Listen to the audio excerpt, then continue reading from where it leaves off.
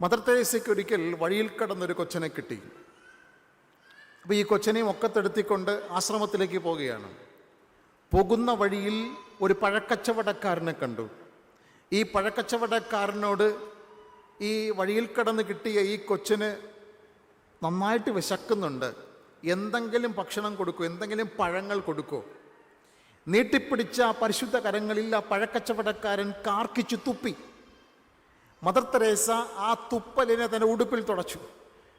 ഇത് എനിക്കുള്ളത്, ഈ കുട്ടിക്ക് എന്തെങ്കിലും തരുമോ, ഈ കുട്ടിക്ക് എന്തെങ്കിലും തരുമോ?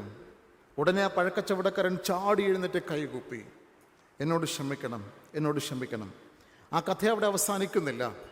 അപ്പോഴാ കുട്ടിക്ക് എന്തെങ്കിലും പഴങ്ങൾ കൊടുത്തു എന്ന് മാത്രമല്ല, ഈ പഴക്കച്ചവടക്കാരൻ മദർ തെരേസയുടെ ആശ്രമം സന്ദർശിക്കുകയും മദർ തെരേസയോട് പറഞ്ഞു, ഈ ആശ്രമത്തിൽ നിരന്തരം പഴങ്ങളെത്തിക്കുന്ന ഒരു ഡീലറായിട്ട് ഞാൻ മാറാം എന്ന് പറഞ്ഞു.